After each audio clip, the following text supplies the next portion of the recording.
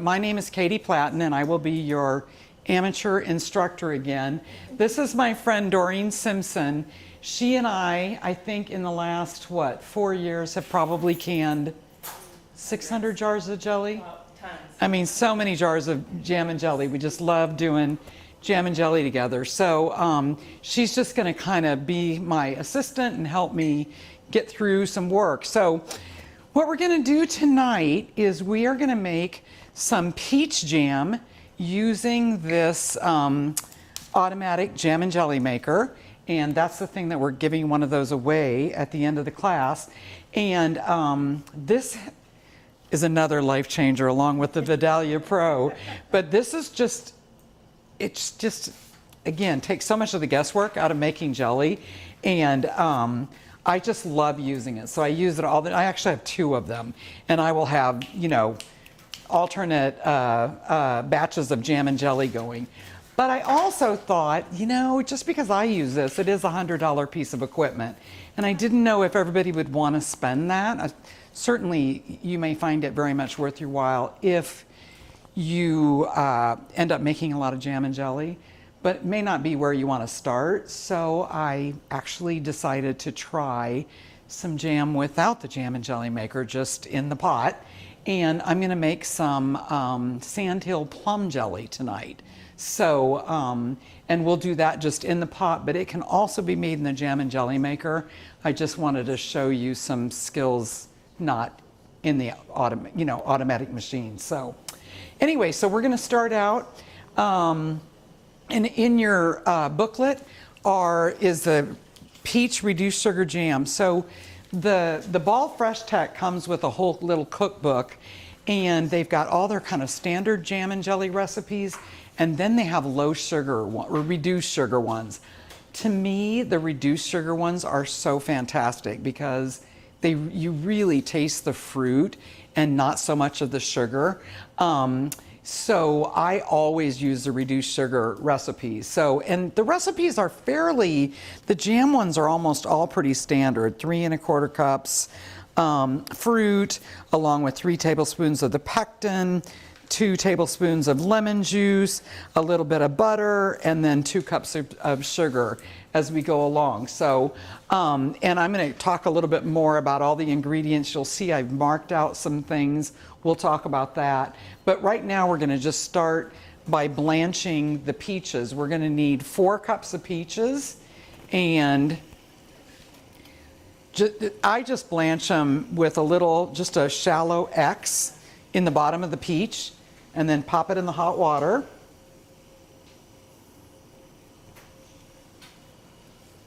And you want to see this?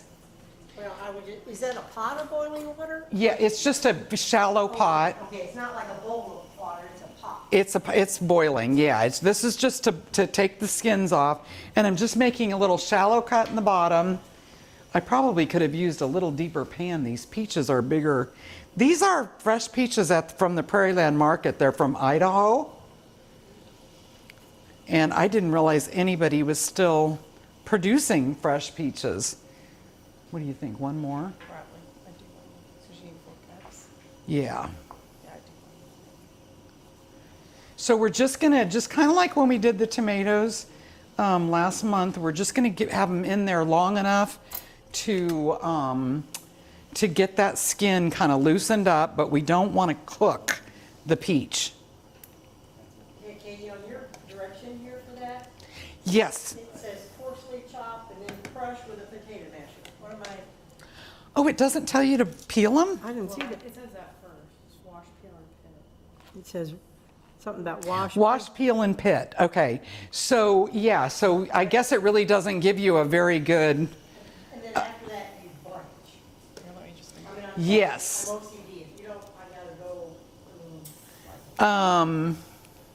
Yeah, that's a little bit... I love ball recipes because that one's actually even really kind of long. So, but usually they cut to the chase a little bit better, but that whole blanching thing is assumed that I think, in that recipe.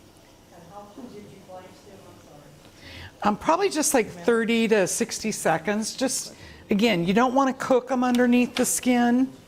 I'm going to just leave that going. You don't want to cook them underneath the skin. You just want to loosen that peel up. And so, oh, and then I pop them into this is just cold water to cool them off. But I've also, and you don't always have to do this for a small batch, but I've been so disappointed when I've made larger batches and had a whole bunch of fruit cut at the same time. So I use this Fruit Fresh. It's like ascorbic acid, acetic acid, and if you put, it's 3 rounded tablespoons to 2 quarts of water. And so when I get my peaches out of the blanching water, I put them in the 2 quarts with the 3 rounded teaspoons stirred in, and it just will keep your peaches nice and bright. Doreen and I made, what did we do, 30 pounds of apricots, and we were just got busy prepping them, and pretty soon they just turn brown, and our jam, it still tastes good, but it just looks terrible. So this will make, it's called Ball Fruit Fresh Produce Protector, and you can buy it at Dillon's. And you said you put that in, when do you put that in? You put it in cool water. Oh, okay. So, and I think honestly, if you look in online, some of them will just have you sprinkle on the fruit too, but I've always put it in water because usually I like having something to cool down the hot produce anyway, since it's been in the blanching water. So if you want to start, Doreen, you could just, Put 'em in here? yep. And I'd get a pretty good dice on them. There you go. The skin's just on here. Yeah. Okay, I'm probably going to come over and help you. So you notice, like, as you blanched, you see how this skin is just coming right off? And this is kind of an optional step. If you don't mind the peel, you can leave it on. I leave it on for apricots, but sometimes peaches are a little fuzzier than what I want in my jam, you know? But with apricots, once we processed them and everything, you can't even tell there's peel in them. Gorgeous peaches. What's that? They're gorgeous peaches. Aren't they beautiful? Where'd you get those? These are at the Prairieland Market, and they're actually from Idaho. I think they must have a later season, because I have a peach tree in my yard, and I was picking peaches out in what? Early August, I think. Dice like that, just to mash them. I was going to bring some peaches that I just froze, because sometimes I just freeze them and then make jam throughout the winter. But then Vicki told me that we had fresh peaches, and I was like, oh, that's too much to pass up. And I really do I love local produce. If I can find, you know, a friend or someplace, family member that's got fresh produce, that's always my favorite. But the farmers markets, same thing, and the Prairieland Market, everything is local. I also think for jam and jelly that Sam's has really good produce. Dillon's I just find to be kind of meh, because all of it is produced, I think, far enough away that it's not always super seasonal and fresh. But Sam's has great fruit for, especially if you want to do something that's not really local, like raspberries, you know, I would definitely recommend. We get apricots there too when they've got them.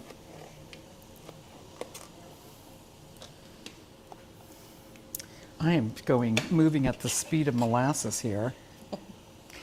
The other thing about the Jam and Jelly Fresh Tech Maker is that I love it because it's kind of small batch. I think I told the people that were here at the last class that I'm more of a small batch maker. I don't really want to can 50 quarts of tomatoes at once. I like just being able to start and finish it in a few hours, and I can make a typical batch in the Jam and Jelly Maker makes about 4 to 5 cups of jelly, and I can do a batch in less than an hour. And if I get my doubles out, in an hour and a half later, I've got 8 to 10 jars of jelly, and it's just all kind of easy. It's not, I think sometimes canning seems kind of unapproachable because people do it in such big batches, but there's nothing that says you have to can 50 pints at a time. Putting it in here, right?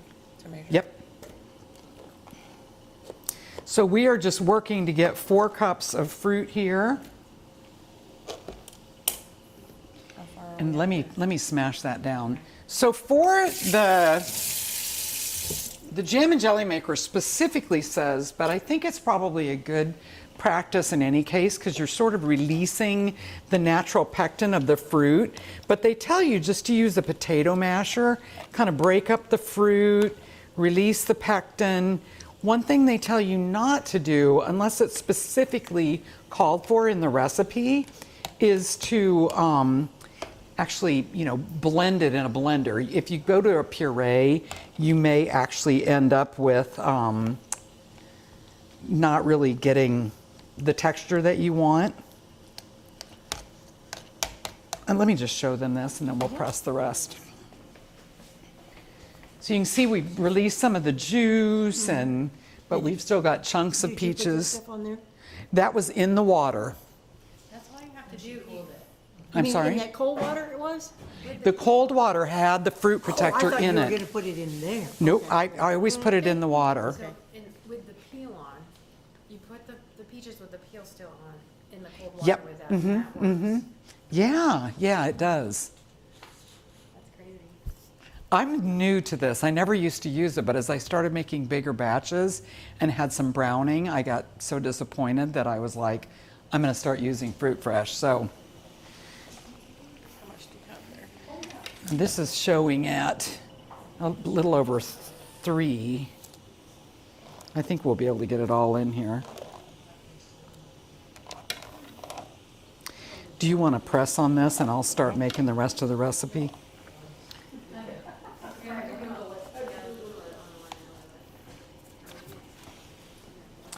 Okay, so this little jam and jelly pan, there is actually some jam and jelly maker groups on Facebook and stuff, and a lot of people say you can make any recipe in these, but the basic thing that this does for you is it stirs for you.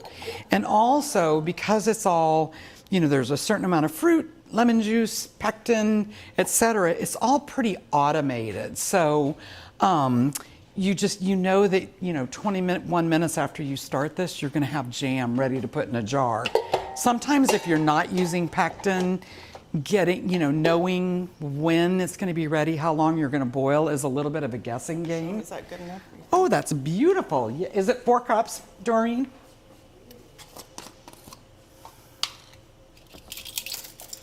Yes, just around 4 cups. Oh, we did a good job. You want to leave a little texture in there. So. Okay, a little bit, okay. So in this recipe, we're going to do, I'm upping this to 3.5 tablespoons just to accommodate the additional, I'm trying to keep my pectin ratio to peaches about the same. So I'm going to do, that's 2. So you just sort of sprinkle it along, I better get I don't really have a 1/2 tablespoon. I'm going to do like that. Sprinkle it along the bottom. And that comes from Dylan's as well? You get that at Dylan's as well? Yes, I get mine a lot of times online, but you can almost always find it. And there's more than one kind of pectin. The one that I always use and that the ball Fresh Tech calls for is real fruit classic pectin. There's also low sugar pectins and other things, but this is the one that I like. Then we're just going to dump our 4 cups of peaches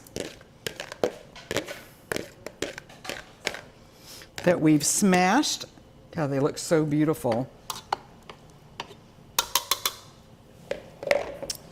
Then they always ask you to do a bottled lemon juice in recipes, I think because the acidity is very dependable. And what does it say here? 2 tablespoons of bottled lemon juice.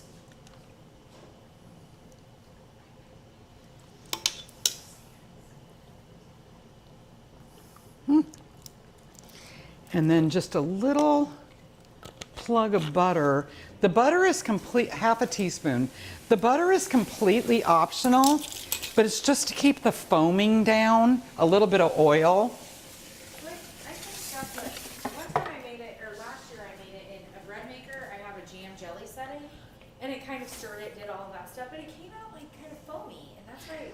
But the And recipe didn't have butter at all. Oh, really? Okay, yeah. So all of the ball recipe, most of the ball recipes call for that, and I kind of eyeball my half a tablespoon.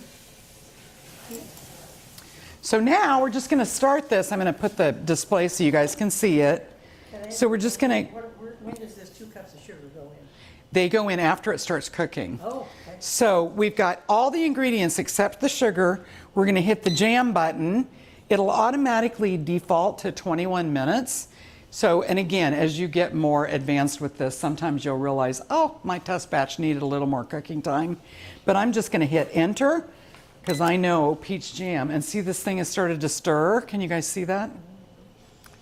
So it's going to beat 4 times at us in 4 minutes and tell us to add the sugar. Then we're going to put the lid on, and then we're going to just let it cook. And by the time it beeps again 21 minutes from now, it's going to be ready to go into the canner. I want to say one more thing, because I don't know if I really talked about this last time very much, but I believe it's up to a pint, but it's certainly these 8-ounce containers and 4-ounce containers. You always have the option of freezing them. You do not have to can them, but if you want them to be shelf stable, which is really nice for gift giving and stuff, then you're going to want to do the water bath canning. So, but you always have the option of just sticking them in the freezer, which I occasionally do. That is a... You mean after it comes off of there? Yeah, you don't ever have to can it. You could just take it in here, throw it in your clean jars, put a lid on, and put it in the freezer. Oh, so after you do this, you're going to do something over there. I'm going to actually can these. Okay. See? But if you look at in here in the recipe, I think it says, how do you want to enjoy it now and just Okay. put it in the refrigerator, freeze it, or can it? I think Okay. so I just thought it's a good idea. You cannot freeze quart jars. The mason jar won't hold up to the expansion, but you can freeze these smaller ones. So even though they're glass. Let's get some. So if you didn't have this little thing right here, would you stir that yourself for 21 minutes? Yeah. Oh, dear Lord. Okay. So that's what we're going to do with Sounds the. like a Christmas gift to me. I'm telling you, it was a game changer for me. Sounds like a Christmas gift from God. Yes. I have, made so much more. There are purists who think using pectin is kind of cheating, and I think there are probably people that think using a little machine like this is cheating. But I think my jam and jellies are fabulous, and I run a little foundation, and I call on people, and I take them out to my donors and stuff, and they all are always like, so happy to see it, and I'm like, what's wrong with making it a little easier? It's like having an Instant Pot instead of doing everything, on the stove. So, See, it's over there on the counter. Automatic jam and jelly maker by Ball. yep. So that's what we're using right here.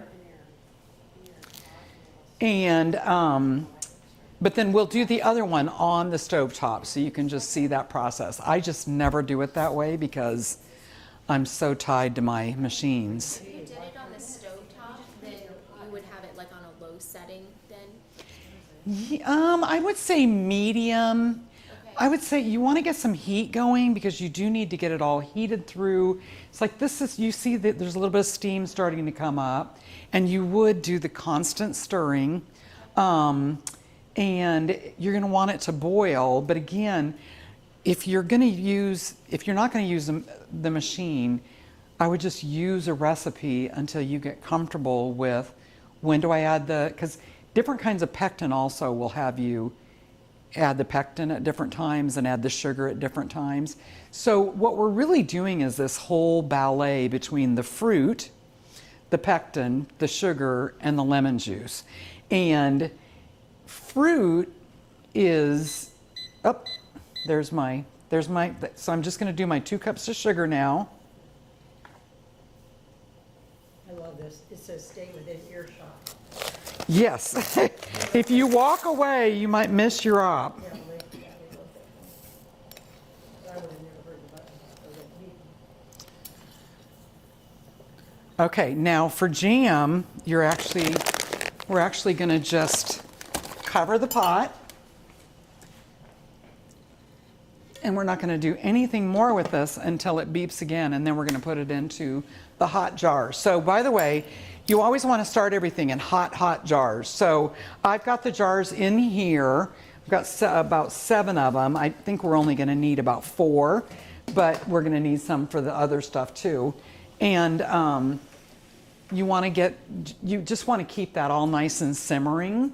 In the olden days, these 2-part lids, so for years and years and years and years, they always had you simmer these 2, but they've actually reformulated the glue that's kind of on top here, the rubber seal. And I think I said the last time that they don't recommend that you boil them, but they do say it's okay if you simmer them, just like take them up to 180. But they also say it's perfectly fine just to wash them and dry them. So that's all I do anymore is just soapy water and wash and dry my rings and my lids. But we used to boil them, and in fact, this little magnet thing used to be a really critical part of canning because you'd pick up all those these little lids in the boiling water. But now you probably don't need these as much unless you're choosing to simmer.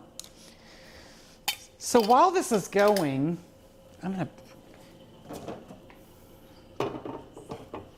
I'm thinking maybe we ought to go ahead and Do you want get, that out of the way and clean? yeah, that can just, I'll just put it in the sink, yeah. While this is going, I'm going to talk a little bit about the ingredients and the roles that each one of them play in canning jams and jelly. But I also was thinking it'd be a good idea to have Doreen start on the Sandhill plum jelly, and which I'll talk about more when we get in there. I just want her to get the pectin mixed in and all of that. So this is, my husband has a little hunting ground with some friends, and they have those wild plums. They're either called sand plums, sandhill plums. You find them all over Kansas and a lot of the Midwest. And we just discovered this year that we have a bunch of sandhill plum bushes on there. So, and I'm going to talk about how you get to the juice, but I just, as they come ripe, I make the juice and I just stick it in the freezer, and then I can can as I go along. So this is nothing more than water and sandhill plums. It should be 4 cups, but I'm going to have you measure that. Okay. And then if you would just whisk in the 4 tablespoons of pectin, Okay. and just kind of get some low heat going. We don't want it, we don't need it to boil yet or anything. So, so we're going to take our hot jelly, getting hotter and hotter. We're going to put it in our hot jars, and you want to keep the jars in the canner until you're ready to can. So you don't want to set them out and get them back down to room temperature. And the main reason is just because you might break the glass because of the temperature change.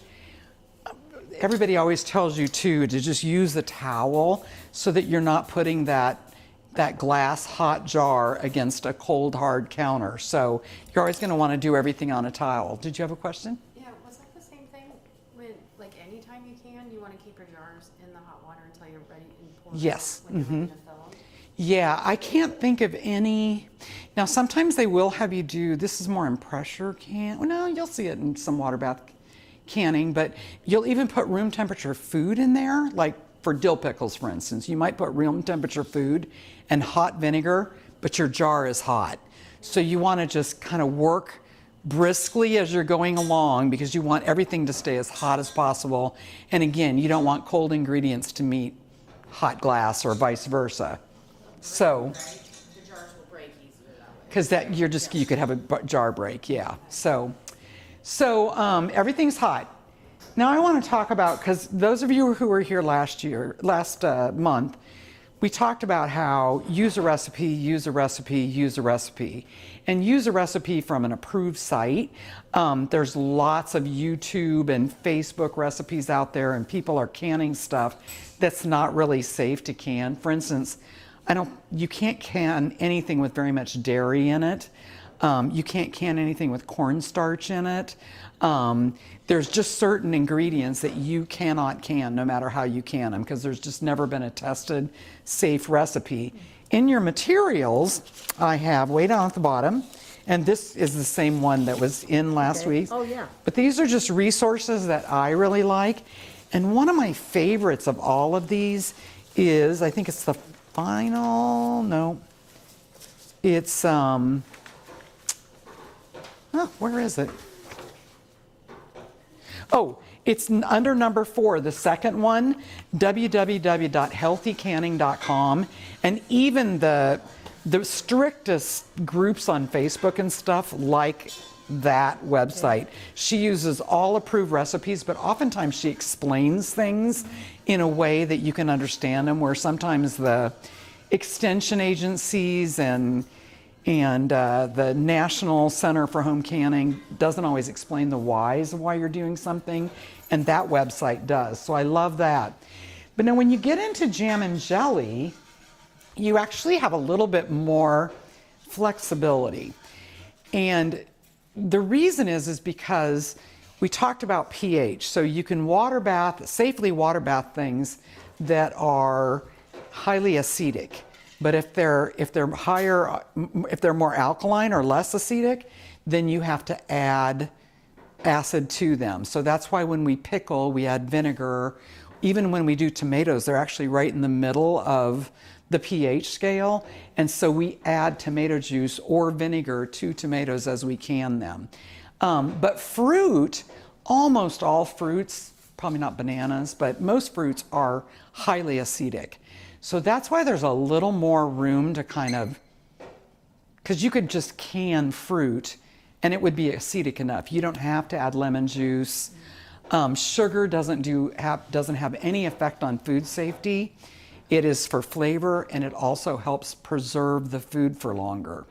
So these full sugar recipes, I think you could easily get 12 to 18 months out of. I always do reduced sugar, and I notice after about 6 months, the tops of my jams and jellies get a little bit darker. Let's see. Which makes me so mad, but it's just the way it is. But can you see how there's just a little bit, how it's just a little shaded up here? So that's not a food safety issue, but it's a pretty issue to me, Same thing with this one. This was canned in January, and this was February. And there's just a little bit of a dark top to them. Not food safety, but it's because I'm doing low sugar. So if you like it with more sugar will preserve it prettier longer, but it'll also make it sweeter. But the ballet between all the ingredients is that the fruit is acidic enough, so there's not a food safety issue unless you start adding non-acidic foods. So like if you decide to make a bourbon blackberry jelly, so your blackberries are nicely acidic, but the bourbon is going to bring that pH more alkaline, right? So you want a recipe because you're adding ingredients that are going to change the acid level. The same thing with I did an apricot poblano recipe, apricot poblano jam, and the poblanos are low acid, so they are going to change the recipe. Typically, dried spices are pretty safe to use. You don't have to really worry about it changing the acid level. But if you're going to be adding non-acid ingredients to your jams and jellies, you should follow a recipe. A lot of people make jalapeno jam, and you make that with lots of sugary vinegar. And the vinegar is what makes it acid enough. But here we've got, so the pectin makes your times really reliable. You can make lots of jelly without ever using pectin. There's certain fruits that are really easy to make without pectin. But this makes your cooking time real reliable.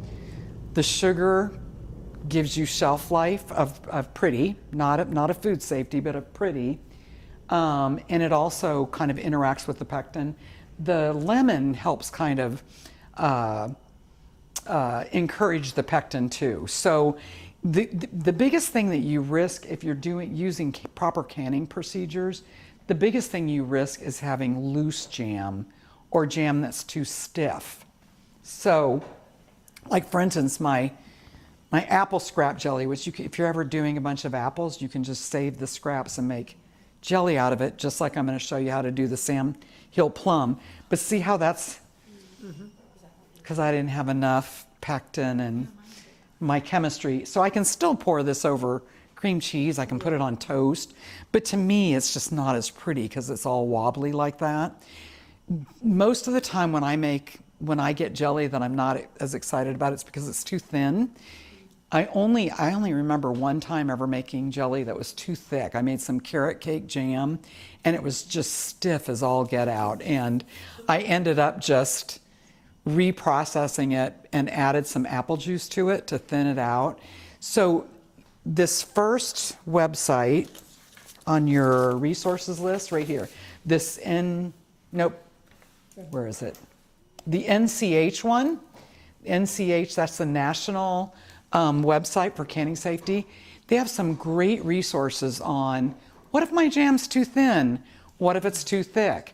And I've done both before. I've thinned out jam that's too thick, and I have thickened up, which means you have to recook it, jam that's too thin. So I would definitely go to that NCH because you're probably going to make mistakes at the beginning.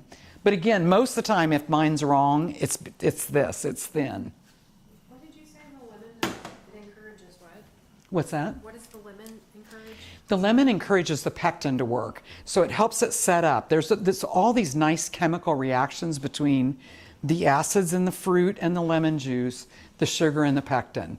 So again, playing with the recipe as long as you don't add low acid ingredients is not a food safety issue, but you might get stiff or runny jam but you can play. So this is probably a stupid question, but, No. because I mean, I go to the store and I buy jam and I buy jelly. Uh-huh. But when you're making it, what's the difference? Oh, okay. That's not a stupid question at all. It's a good question. So jam is made with the whole fruit. So jam has stuff in it. Like this. We're boiling. Oh, it's already boiling?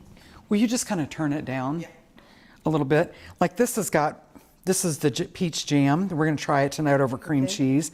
And all these little blobs are cooked peaches in it. The jelly is when you take the juice off the fruit, like we did with the sand plums, and you have a clear liquid. In fact, if you ever want to practice, the easiest way to make jelly would just be to use grape juice or apple juice. As long as you use something that doesn't have calcium added. To me, that's not fabulous flavor because it's just store-bought apple juice, but you can make jelly from it. Oh, really? But it's a clean juice. So jelly you can kind of see through, and jam has stuff in it. Okay. So So what does the calcium do? Do you know what the calcium does then? Why you don't want calcium in your juice? I don't know exactly why, but I think it interferes with the gel set. But I don't quote me on that, but I think that's what, but they always in recipes say if you're using a bottled juice, don't get calcium added.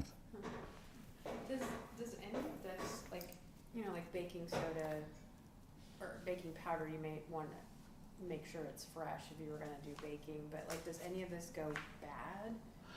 Any of the, like the fruit preserver or your pectin?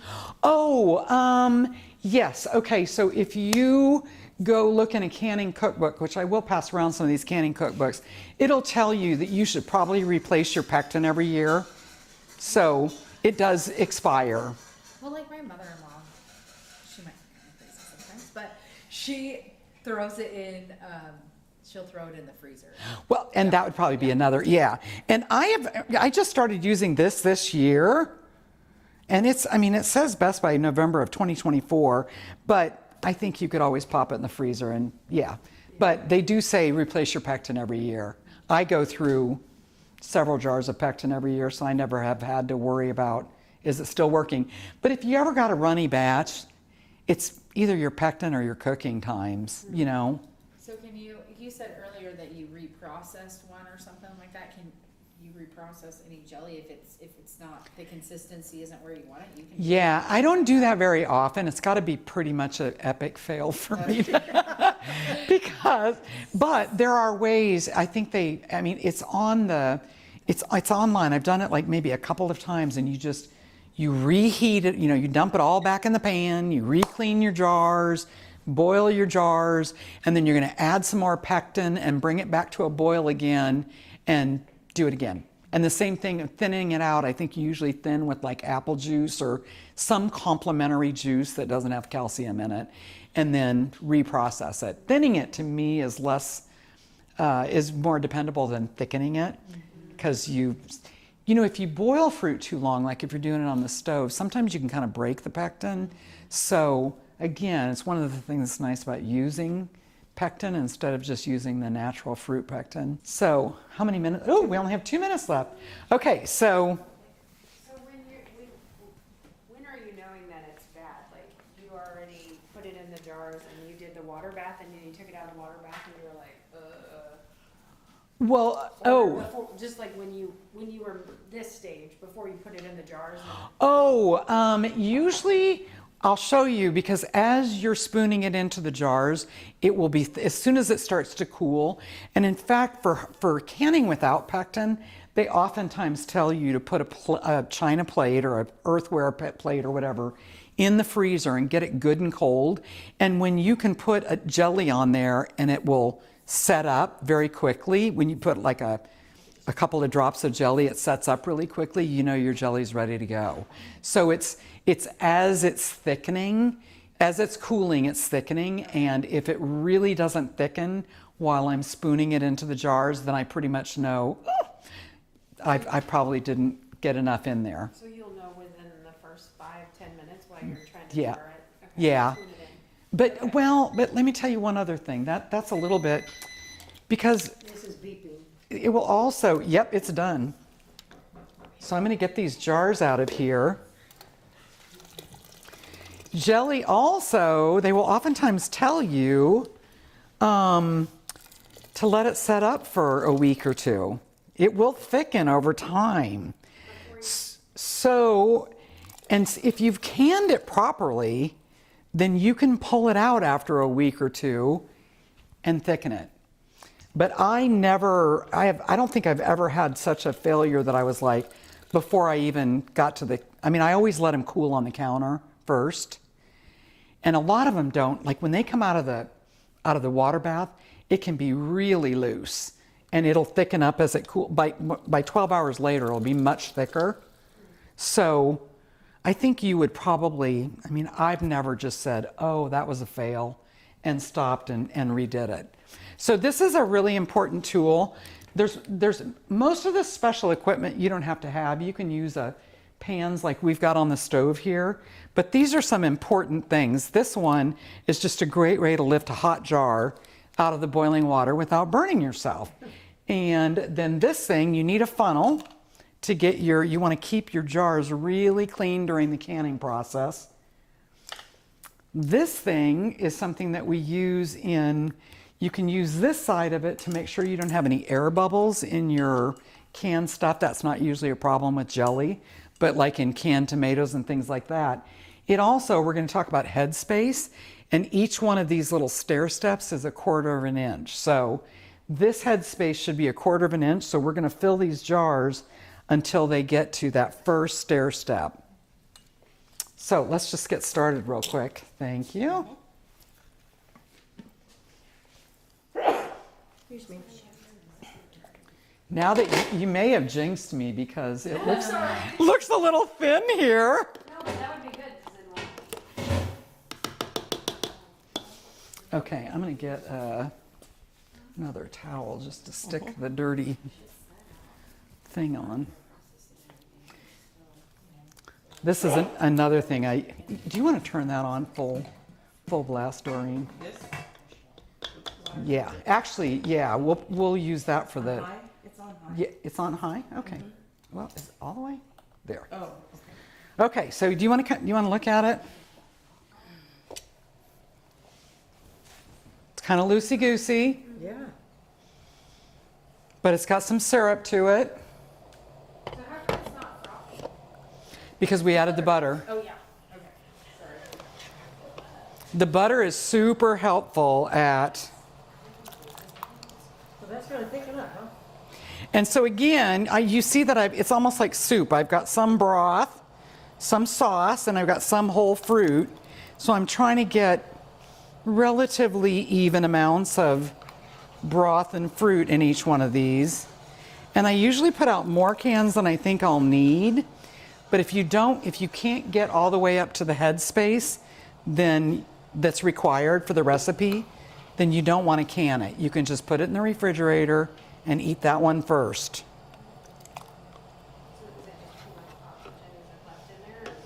Yeah, so the process that occurs, you're more of a scientist than I am, but the process that occurs is, I think that when you put it in the boiling water, it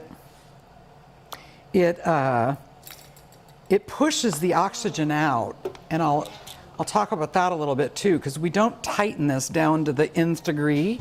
We leave a little bit of room for the oxygen to push out, and then when it cools down, it vacuum seals. So you've pushed the oxygen out in the water, and now with the cool down, it vacuum seals the lid.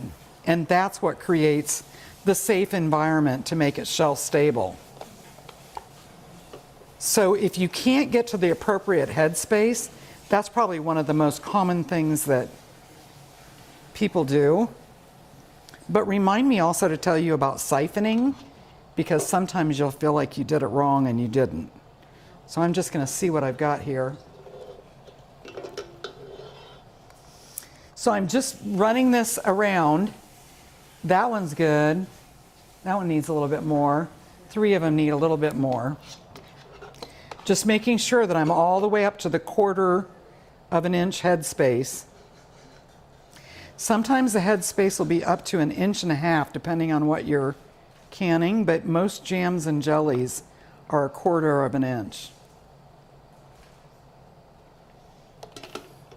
And after you've got your appropriate headspace, just go around and make sure, because you don't want any food in between the lid and the jar that will prevent it from making a full seal. So give it a good wipe. In pressure canning, some people actually use vinegar on. Do you use that with your brisket? Sometimes people actually do it with vinegar because it cuts out like the oil from the meat and stuff. But I don't do that with jam. But just make sure you've got a nice clean lid, clean top. And then we're going to take... You know, so here that if you were gonna freeze it, you do use a 1/2 inch instead of a 1/4 inch. Say that again. If you're going to freeze it, it says the headspace. Okay, because freezing is going to push it up, right? So I'm putting we cleaned all of these jars and lids, so everything is clean. And then I'm just going to, now this is to the finger tighten. Now the jar is really hot, so you're just getting it to where you're not going to crank, you're not going to, you're just getting it to where it stops moving. It's tight, but it's fingertip tight is what they call it. 2-finger tight. Huh? We said 2-finger tightness. They call it finger tight, but yeah, 2-finger tight is a good way of putting it. We'll put a screw in and they'll say 2-finger tightness. Oh, interesting. Okay. I got to get this over. So now everything is tight. I do have a little bit more in here, but it's not going to fill this jar. So we're not, and this has, we'll put it over here. Are you going to put them in this spot? Yes. So I'm going to get these in here, and then I'll tell you a little bit about your pots. I can so much that I've started to buy toys for canning, like my water bath canner and my jam and jelly maker. But you don't really need very much special equipment. And if anybody wants to come over here, there's just a little metal rack down at the bottom, because you don't want your hot jars, to sit on that super hot burner. You just want to get them up off the top. And you only need any kind of pan that's deep enough to cover all your jars by an inch for the canning process. That jar is covered. They are all covered. You couldn't put them back in that thing you were. I decided, well, this one isn't boiling yet, and that one is going to boil in like, But you could have put them back in that. could have put them back in here, yep. Okay, so I have at least an inch of water. I'm on a rack, got boiling water. One thing I was telling Doreen is I noticed after our first class, the stuff that came out of the canner had a lot of hard water. It was really silvery, you know, on the jars and stuff. And I was like, I wonder how we get rid of that. So I looked it up, and they said just put a cup of vinegar in your boiling water. So if you smell the vinegar, it's because I vinegared everything, just so that when the jars come out, they're nice and pretty. I just had a lot of silver kind of stuff. Do you have to do that at home?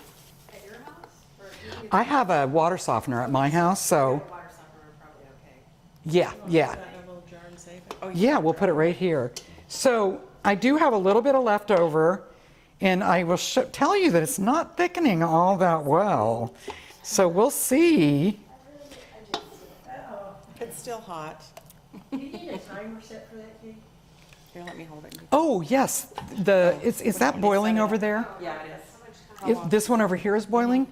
Yeah. So tell me what it says. Does it say 10 It minutes? says 10 minutes and adjust for out.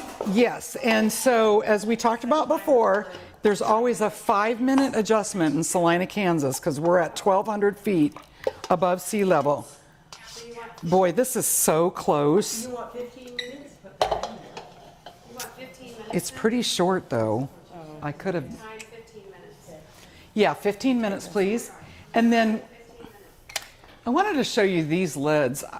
I really like to reserve my 2-part lids for actual canning, stuff that I'm going to make shelf stable. So if I end up sticking something in the fridge, I just, getting my towel in the jelly. I just use one of these plastic lids and refrigerate it and call it good. And then I know it wasn't canned. It's, you know, but you can always use a 2-part lid too. But I just find these to be, or once I've opened a jar of jelly and I've got it in the fridge, I can leave it on this and I don't have to mess with the 2-part handles. So this is Ball brand. This is an off brand, but it, yeah, again, I wouldn't can, you never can with a plastic lid, but you can stick them in the fridge that way. Can you freeze with that one, or no, you have to use the 2-part thing when you freeze? You have to use the 2-part? No, you could use one of these to freeze with. So again, you're going to adjust your headspace according to the recipe, and you could totally put one of these on there for freezing. The only time you need to use that 2-part lid is in the water bath or the pressure canner. And there's even a couple of brands where they have a 1-part lid, but I'm a little scared to use them. So I think they're fairly reliable brands, but it's not the science that I know, so I don't use them. So I think we're going to move on to the sand plum, but is there anything you want to talk about from that process of the peach jam before we move on? I just have a quick question. Can you pressure can jams and jellies? No, you don't have to. You But would, I mean, if, like, Oh, all could I have you? is a pressure canner, you know, like, I can still pressure can it, right? you can, but pressure canning is going to be super hard on. A lot of recipes probably do have pressure canning, but like think of your berries, they probably won't stand up very well. So pressure canning is canning under pressure. You've got a weighted gauge and all of that. In a water bath, you can never get your water hotter than 212 degrees, right? The temperature of boiling. And in fact, that's only at sea level. So as you go up, you're actually a little lower than 212. And so that's why we add on time. So if you're canning in Denver, you're going to add a lot of minutes on to the standard canning. We only add 5 minutes. Pressure canning, you change the amount of pressure that you add, but then you do this high pressure canning, which allows you to get your temperatures up to like 240 degrees. And that's when you're talking about your low acid ingredients that, that need that higher temperature to drive out all the bacteria and any botulism spores, all of that. There's nothing wrong with pressure canning, except sometimes it'll be harder on food than you need. Like I probably would never pressure can pickles because I would think those cucumbers might just, Be really soft. yeah. So it just, delicate food probably isn't going to love being pressure canned. Anything else? So I talked to an extension agent from another county, and they said that the extension, Caitlin Moore in Concordia, that county is that? Cloud County. She said that she's the canning guru. Oh, She's really? very young, but like her name's Caitlin Moore, and she said you could always call up and ask her stuff. Yeah, and there's some really good Facebook groups too. Some of them there's kind of some mean girls on, which I find so weird, like they're trying to yell at people. But yeah, I would suggest, extension agents are great because if they've got an expertise, they can answer your specific question. So I'm bringing this up to boil again. you're bringing it up to boil? Okay. Boil again, right? So Start. yeah, we're going to bring it to a full rolling boil. We're going to add the sugar, bring it up to a boil for 1 minute, and then we're going to can it. But let me get some more jars in the thing. And let me talk a little bit about the process of making jelly. So when I talked about that apple scrap jelly, so we were at Prairieland Market making some kind of apple tarts or something, just generating tons and tons and tons of apple peel. And I was like, I could make jam out of those, or jelly out of those. So I took them home, took all the scraps, put it in a certain amount of water, boiled it up, and pretty soon you have apple flavored water. And you discard you run it through a strainer, you discard the scraps, and you can make a nice, clean, pristine jelly. Is that enough of a boil, I think? I haven't made this one. Oh yeah, that's a good rolling boil. Yep. Does anybody want to come and look at the boil? So she's boiling that stuff you had in the back. Yeah, so she mixed in, if you look at that recipe, and again, I cut the recipe back and I cut the sugar back. So we took 4 cups of the sand plum juice and 4 tablespoons of pectin and whisked the pectin in cold. Then you bring that all up to a rolling boil and you add, I think they did in their recipe 6, 6, and 6, but I thought it might end up too sweet. So I only did 3 cups of sugar. Again, it's not a food safety issue because sand plums are highly acidic. So she's adding 3 cups of sugar now to that. And then when I made it the first time, it made 5 cups. So this is going to happen really fast. So sometime when you get a second, I have a little camera right now, but could you give us just like a basic overview how your head would like set up everything? How I set up everything? Yeah, to have the flow, so like you start with your jars and then Yeah. the fruit, so Yeah, it all comes together Yes. at the right time. So again, if you don't want to go out and buy a bunch of stuff like this, you don't have to. You can can with ordinary equipment that you have at home. This one might even, I don't know if you could, you just about get a cup in here. You'd have to have a little rack at the bottom, but in a pinch I've even used a towel on the bottom to can, so you could even potentially water bath in that Dutch oven. If you water bath in a Dutch oven like this, so much the better because you have even more head space. But any kind of a tall stock pot could be your thing that you're doing your water bath in. And again, the helpful pieces of equipment in my mind are the thing that measures your headspace, the thing that gets your jars out nice and safely, and the funnel, which I'm going to rinse the funnel real quick. You set the timer 1 minute once it starts boiling again. Once it comes back to a boil, we go 1 minute. So what I do when I start canning is the first thing I do, which another way, by the way, if you have jars that you can always put your jars in the dishwasher as long as you time it so you're pulling hot jars out of your dishwasher for canning. So when I start with my thing, the first thing I do is I either get my water bath canner going or my water bath on the stove going, because that's the thing that if I'm only doing a little bit, that's always the thing that's going to take the longest, is getting all the water to boil. Then I throw in my glass jars, and I usually put in 1 or 2 more than I think I'm going to need so that I have enough, because you don't want to be in the middle of your jam and have 1 room temperature glass. So get my water going, put my jars in it, and then I start making my, cutting up my fruit, like what you watched us do today. Cutting up my fruit and mixing the ingredients in. For jelly, there's one additional step because you got to get to the juice, right? So I oftentimes separate those two because I usually, I'll show you my little, this is my strainer. Now you can just use one of those mesh round things and put some cheesecloth in it or whatever. I usually put this over the top of a bowl, and I've got a couple of these. I just wash them in the laundry, and I dump all my fruit in here, and then I let it drip for a couple of hours until it's completely stops. When this thing is full of sand plums, I get about 2 quarts of sand plum juice. So, and I just read recently you can reprocess that sand plum pulp and get a second batch out of it. And I was like, I've never done that. I've wasted all that juice. But anyway, so this is usually the thing that I do as I'm pulling fruit off the tree. I'm going to do where I'm blanching it, or I just do a little bit of water in there. And again, if you look on recipes, some things like more water than others.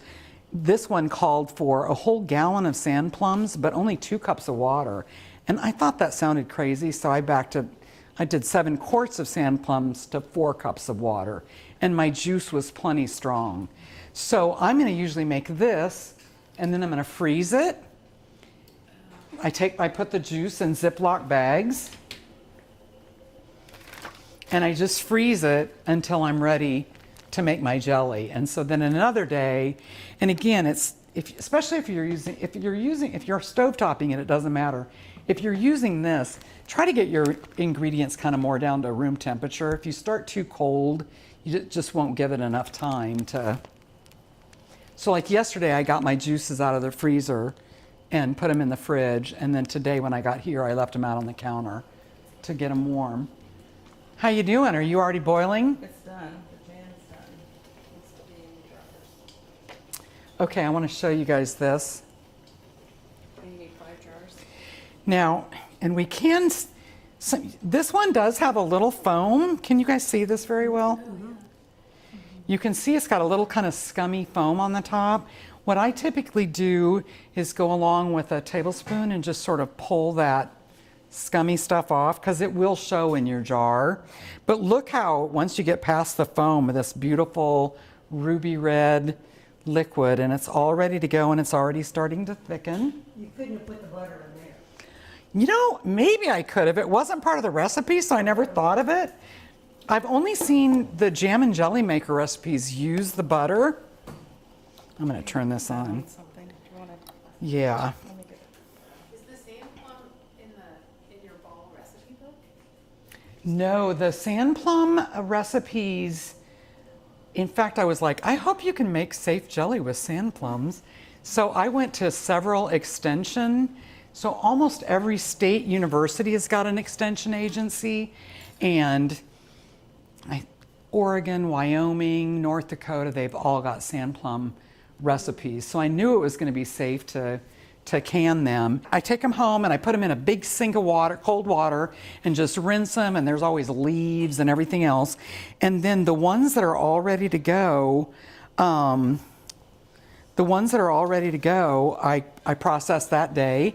And if I've got a bunch of yellowish ones, then I put them just in a single row on a cookie sheet and leave them on the counter for a few days until they turn either that really vibrant pink or kind of a weird deep lilac. Here they are. So that is some perfectly ripe sand plums, and that's my hand, so you can see about how big they are. Grape. They look a little bigger than a grape. They've got a pit in them. And the nice thing about these is you just put them in the pan. See, I saw them for the first time in between McPherson and Lindsborg. There's a trail there. Yeah? And I happened to be walking that today. Oh, you got, it's the best and I saw jam. them, but are they like sweet? Yeah. No, they're very tangy. Like tart? Tangy? They're pretty yeah, I'm gonna let you taste some of that jam. Whoops. So you just throw them in a pot of water and boil them down and Yeah, so and like, reduce them? I did them right here in this Dutch oven. I filled up the Dutch oven with just the cleaned sandhill plums, But you seeds didn't in pit them. 'em or anything? Didn't pit them, didn't peel them, didn't do anything with them. I put 4 cups of water, which was just enough so I could see the water Yeah. down below the peach level. And then I just slowly cooked them got them up to a boil and boiled them for like 10, 15 minutes. And then I dump them in here with a bowl underneath it and just let all the juice come out for about 2 hours. And you can do it like grapes. You don't even have to do this. Grapes, you can put them through a little mill and just, and get the grape juice out. Again, apple scraps, you can do it this way. You can make peach jelly, you can make pear jelly, anything you want to. And just, if you don't like the bits of fruit in there. How you doing? She's never made this jelly before. I think that's okay. Okay. It's hard to get the very last of it. I wouldn't scrape around the edge or it'll come off. Okay, that's 15 minutes. Yep, I agree. 15 minutes? Okay. Let me get these. You want I'm me going to to get just those turn out? this off real quick. So I'm going to talk to you a little bit about siphoning. But if you turn off your water bath and let the water stop boiling and give it just a few minutes to kind of come down in temperature, you have much lower chance of siphoning. And siphoning is just when there's too fast of a temperature change, and so the jam and jelly or the canned tomatoes or the whatever you're canning sort of boils over, and you'll notice like little puddles of tomato juice on your towel all around the cans. So I'm going to get these canned real quick. Let's see, I need this.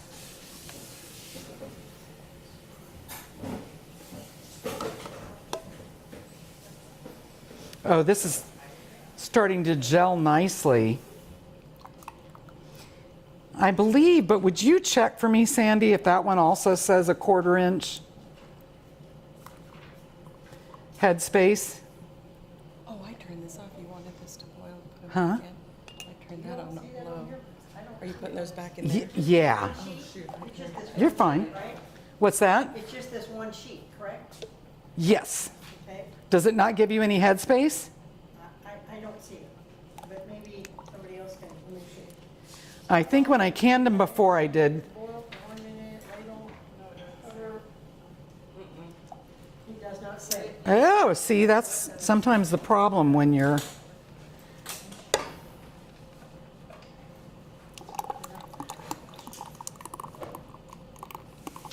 Well, this made it.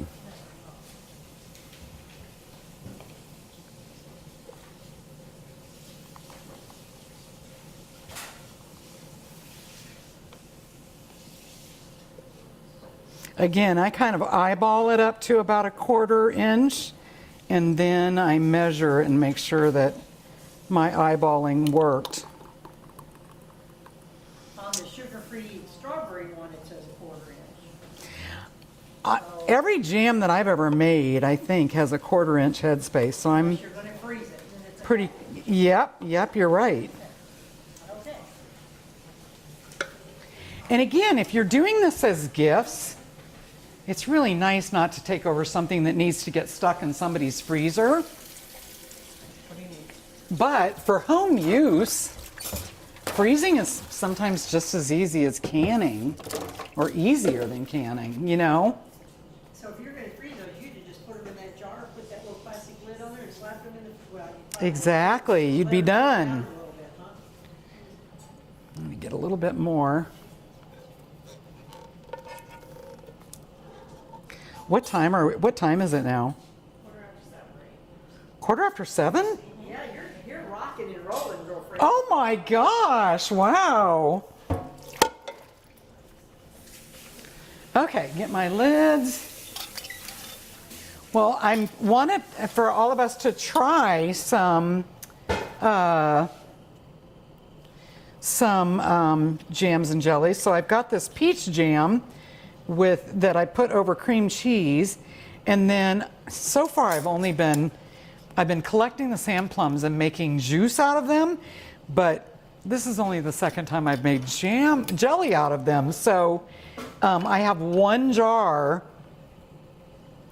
of the sand plum jelly, but I really want you guys to taste it. It's like my favorite jelly of all times, I think. And you're saying you could have used this little thing here to make your jelly with as well? This thing right Yes, you can do this one too. here? She wouldn't have had to stand back there and She do it. wouldn't have had to stand there and stir. Does it on its own. Okay. We have 2 going. Do you have any idea? I've never used one, but I've seen those automatic pot stirrers. Have you seen those that it looks like one of those things that massages your scalp is the one I've seen. Seriously, I mean, they just sit in a pot and stir it? You think that would probably work, wouldn't it? You know, I think the first thing that comes to my mind is, would there be any problem with scorching? But as long as it stayed like this stir down here goes way down at the bottom of the pot, so it kind of scrapes the bottom. So I don't know, I think it could work. So look at this gorgeous, isn't that, now wouldn't that be the most perfect Christmas gift? I just love it. So how does that grow? I mean, they're wild, but how do you get them started? We actually, I told you we have some out on this property that we have. One thing I wanted to mention to you guys is when you grab onto these, don't grab the lid, because this lid is just a little tin lid, and if you buckle it or anything, you might compromise the lid process. So you always want to grab the glass. And by the way, so this one's been boiling for long enough that it actually doesn't have enough water in it now. Oh, here. I oftentimes run myself out of water. So we're going to add some hot water that's not boiling hot water. So we can't start our timer until the water starts to boil. You have to have the right amount of water in, and it has to be boiling. And if for some reason, like the police came to the door and you were on 5 minutes and you had to turn it off, you have to come back, boil it again, and start your timer over. So if it ever stops boiling while you're in the water bath, you have to start over on time. And the only danger of that really is just if you kind of overcook it. Again, like we talked about the berries and stuff, it might be awfully hard on your berries. So now I've got more than 1 inch of water coverage, but we have to let it boil. And then we've got a 10-minute, no, that one's only 5 minutes, isn't it? But don't you have to add the 5? And we have to add 5. So we're going to do a 10-minute timing when this one, yes, after it starts boiling. So these I've let sit on the towel. And you need to be really careful not to play around too much with. You just keep them all straight up. Put your tongs on the jar. Oh, they're already popping.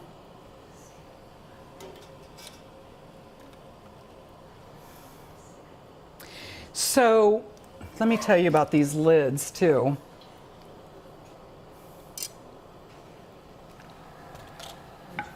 Oh, did you hear it? Did you hear them clicking? That's my favorite sound in the world. If you look at, you never use this lid more than once. You can use the rings over and over again as long as they don't get rusty and gross. You can use the jars over and over again as long as they don't chip or crack. But these you only use once in canning. So you can use them to put your yogurt in later or whatever, but not canning. But see how, can you see this little, what's that, convex? There's a little hump in the middle. Can you see that? So when you put it on, it's still going to have that hump. I think the heat sort of boils the oxygen out of, when you put them in the water, you'll notice it bubbles a little bit. Kind of boils the oxygen out, and then when you pull it out of the heat, sometimes it'll happen in the canner, and sometimes it might not happen for an hour, but at some point it'll go. Sometimes it doesn't make a noise. Sometimes it makes a beautiful ping, but it'll suck this thing down, and it won't have a concave look to it anymore. It's just going to be flat, and that's when you know it's sealed. The other, like these, I think have already all pinged. They have. So you really don't want to mess with your jams while they're still hot. You don't want to do very much with them until they've had 12 hours. But we heard these all click, and now you can see that there's no convex hump in the middle. So we know that that one is sealed. The other way to tell if a jar is sealed, and Doreen and I were just talking about this the other day because both of us had a fail recently, but you should not be able to get this lid off with your hands. You need like a church key kind of thing. If you ever can get it off with your hands, you need to throw it away because it didn't seal properly and it's been shelf stable and you don't want to use that. But this is how, whenever I pull a jar out, I always make sure that that lid is not finger openable. Yeah. A lot of canning websites will suggest that you actually take the rings off once they've sat for 12 hours. Take the ring off, wipe down the side of the jar because sometimes you'll have a little bit of jelly on the outside, and then store them like that and don't stack them, because then if the seal spoils, you'll be able to see it. I don't do that because I think they look cuter like this, and I stack them too because I don't have that much room. But when I pull them off, I always check that lid, and if I ever get one that doesn't require a lever to get it off, I throw it away. So this has not started boiling yet, so we still have 10 minutes. So let's have some jam and jelly.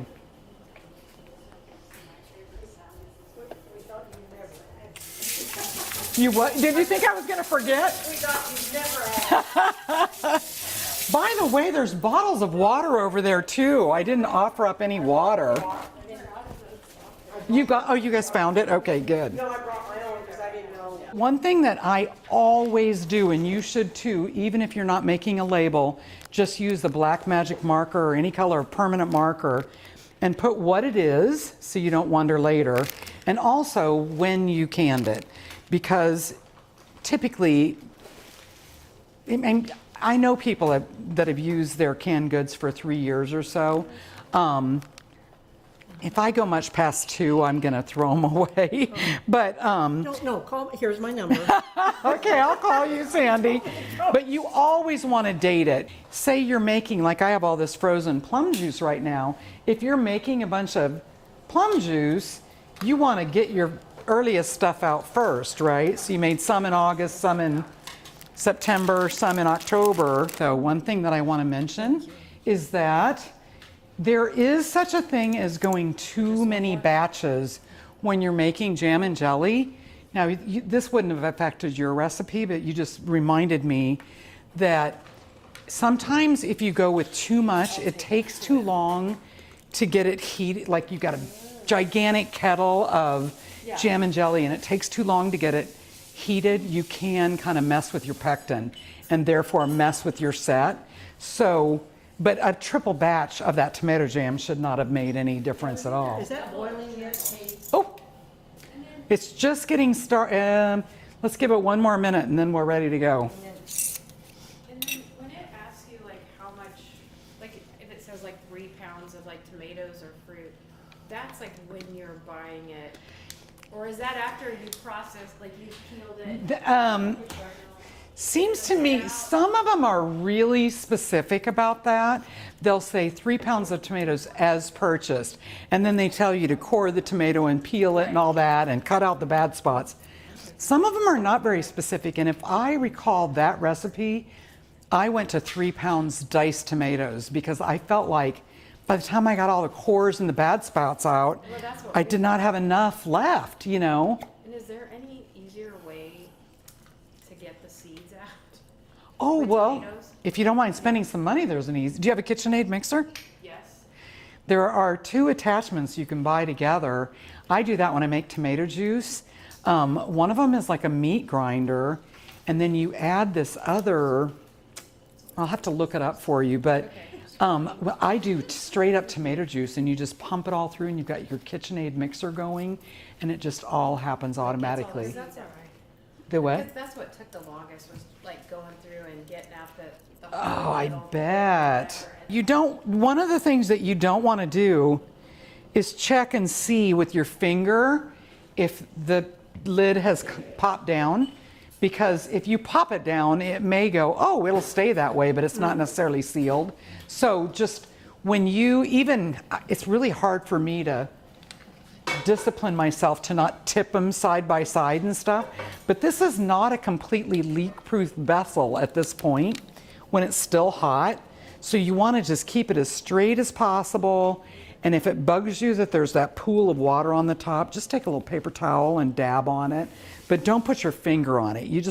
You really want to let this do nothing but sit there and look pretty for about 12 hours. And then the next day, you can do whatever you want to do. Sometimes there'll be, because of siphoning, so did we talk about siphoning enough? Okay, because of glad you mentioned siphoning, sometimes you'll have a sticky outside because some of the jam will have overflowed.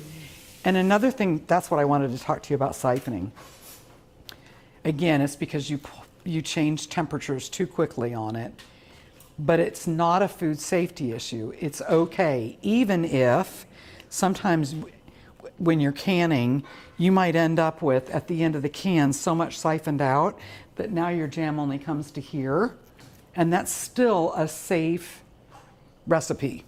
If you canned it appropriately and it just siphoned at the end and it gave you more headspace than the recipe called for, that's okay. As long as that popped down.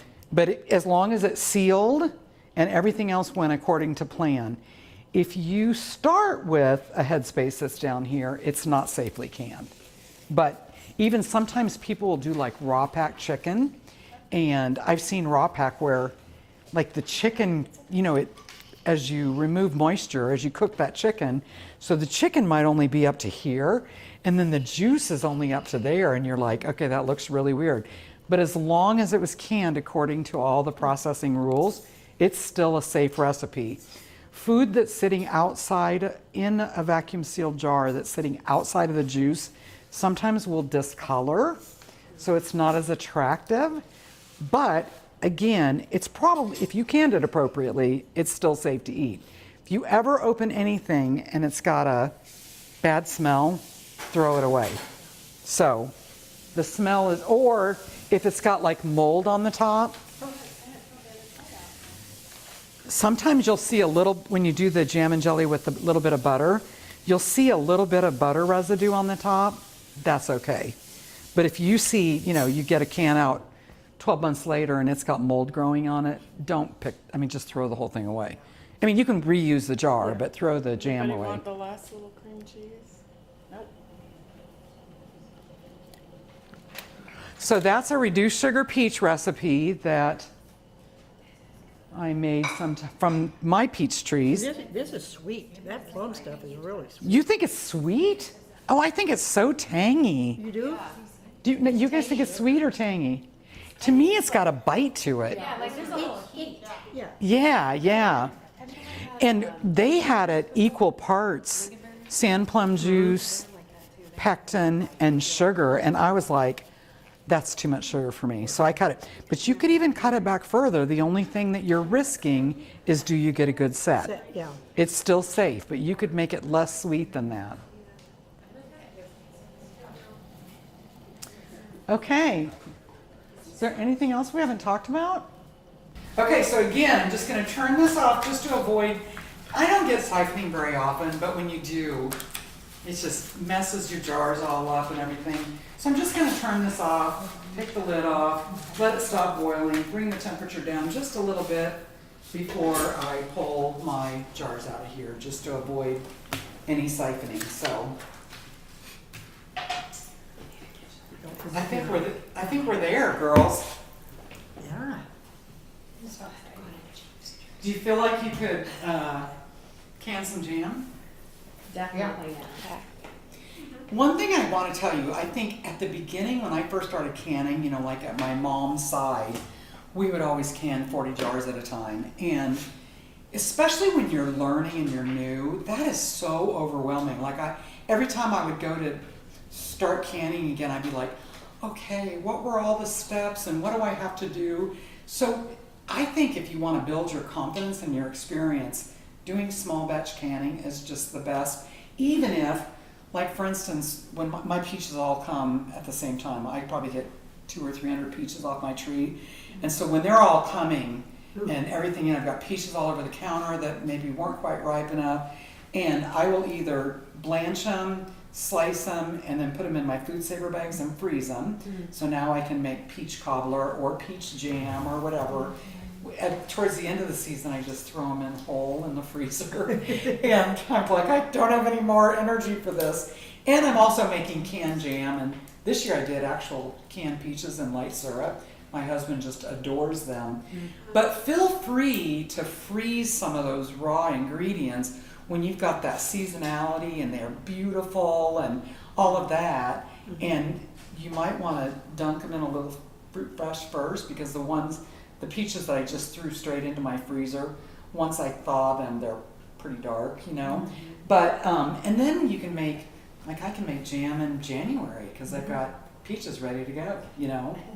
You just thaw them out and do your Just thing. thaw them out, and do your thing. when you thaw them, the things come off really easily, the skins, and so.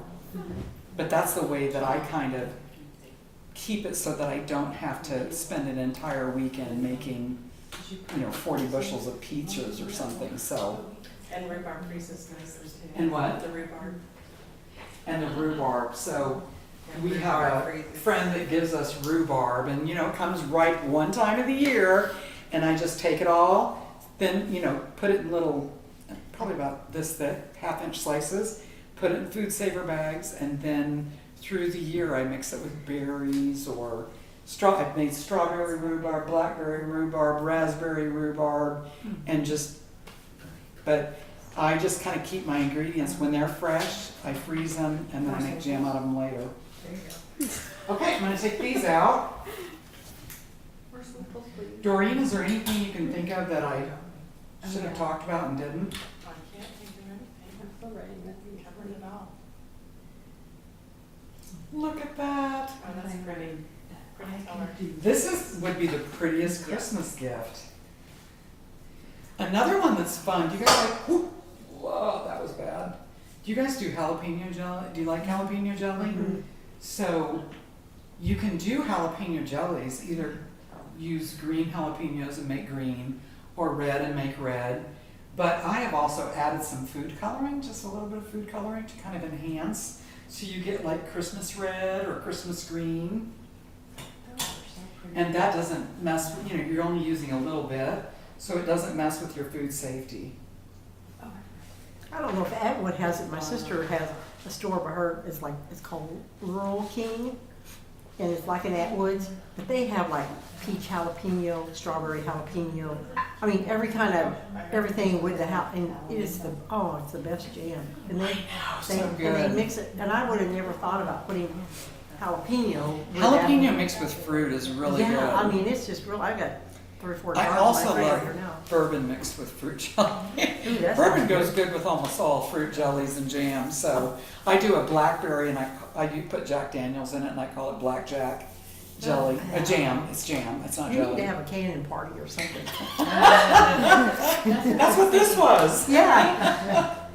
This kitchen's big enough, bring it all. Yeah, we could just all bring our own jars and go. You could, yeah. If that's why, I mean, Doreen and I get together a lot, because then you got somebody to chat with while you're. Yeah. This one had a little bit. Now, you have to let me. Oh, it had a little bit of siphoning in it, didn't it? Mine. It has a little bit of those milky. I know. It has a little bit of the foam in it, so it probably won't come out quite as clear as the other ones, but I'm still really happy with it. Oh, They're pretty. did you think your peach ones, they they thickened up. Did your They peach set ones? Was up? peach set up? Like, did you look at it? I'm just curious. Let's look at, so usually again, I don't mess with my jars until they've been in there a while. But this is the one that it's a little loose. Yeah. So I don't know, it's going to go in the fridge, that will thicken it up, and time will thicken it. Right. But this might end up being a little bit thin. The other thing I wanted to mention to you, and I think it's an issue of getting your food heated all the way through. If you don't get it all heated all the way through, you risk some floating. So you'd have clear jelly down here, and then all your peaches would be floating at the top. So that's another thing where I think the jam and jelly maker kind of makes sure that it gets all cooked. But one of the first times I used this, I used some ice cold peaches or some kind of fruit in it, and then it didn't all get all the way done. So I had jam, jelly on the bottom, fruit on the top. But it is a matter of cooking everything all the way through. And then the fruit or like the tomatoes or peaches, they don't have to be. You actually want them very ripe, right? You don't want them like underripe or perfect. They can be like you could just cut the bad. You can. Do you cut the bad? Like if there's a little bruising? Yes. So you never want to leave any of the bad in fruit. You want to cut that out and liberally cut it out. Because if you introduce bacteria into your canning process, you're going to create bacteria. For jams and jellies, oftentimes they will, especially if you're a non-pectin user, they will oftentimes tell you maybe use a quarter of your total fruit underripe and the rest of it ripe, because underripe fruit has more pectin than ripe fruit. If you're using pectin, that's kind of less of an issue. And I just want to make sure that my flavors are good, like with the Sandhill plums. When they're not ripe, they're super astringent, very dry and kind of like a dry red wine. And so I make sure that I get them all, I ripen them in batches so that they're ripe enough to be sweet. So I think it's more of a flavor thing if you're using pectin. If you're not using pectin, underripe some is good. Okay. Because when we made that peach butter, like, we blanched the peaches, and then some of them weren't very ripe, and so it was harder to get the peel off of them. It will be harder to peel them. The other thing is, if your fruit is too firm, it's not gonna. You know how that jam was kind of all one color. It's not gonna mix in as well. You're gonna have little hard pieces of fruit and then jelly. And so a couple times when I've used fruit that's a little firmer, they say be careful about not pureeing it because you mess with the pectin. But I'll put it in my food processor and just pulse it a few times so I get it broken down into small enough pieces that I don't feel like I've got jelly and a chunk.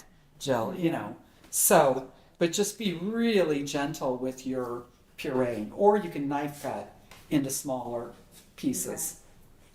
Hi, I'm Katie Platten, and this is a Prairieland Market community education class. Thanks for watching.